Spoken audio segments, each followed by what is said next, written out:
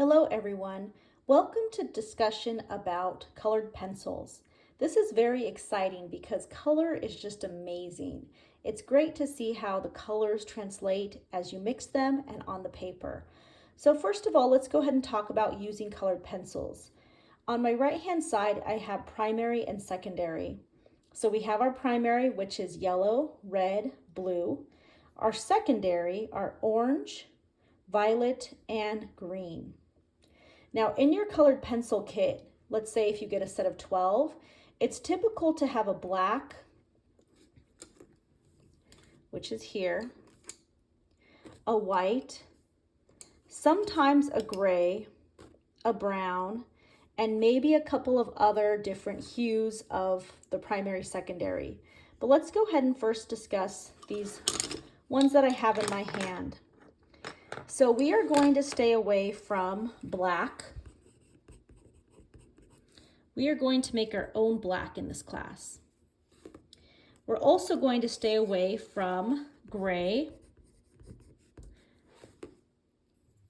brown, and white.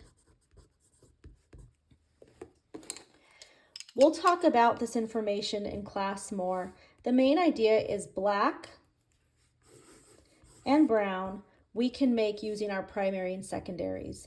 Gray and white sometimes can come a little bit pasty as we're mixing colors. It just depends on how the aesthetic that we're going for, how it's going to look, and what type of tone of paper that we're using.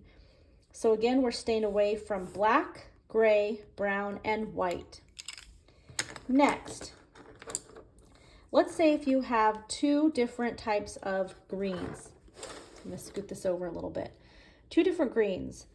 Now, if you're unsure about how they look, because sometimes the casing might look very similar in color, I recommend to do some little swatches. Swatches are basically small areas of value that you add to understand the color, the tone, to see what translates onto the white paper. So, for example, we want to go with more of the grass green, the Kelly green. Now, each green is different depending on the brand. This is a Prismacolor. This is called grass green. So again, we want to stay more with the green color rather than this is called apple green. You can tell that there's some yellows in this. It just has a little bit more of a brighter hue to it. So we are going to stay again with the grass green. Then, for example, let's say that you have two different blues. So over here we have a darker blue and a lighter blue. Now again, just looking at the casing, sometimes it's not as easy to identify or see what types of colors they are. So again, I recommend to just do a little swatch to see what translates onto the paper. Now in this case, vastly different blues, right? We want to again go with the darker blue. This is called ultramarine. Again, depending on your brand of colored pencils, it may have a slightly different name, sometimes true blue, blue, etc. This one is different. This is called true blue. So when I have a lighter blue, this one has a lighter hue to it, so it's a little bit different. So just be aware, we want to go with the darker blue and double check to see the swatches of what works. So again, we're working with this darker green and darker blue.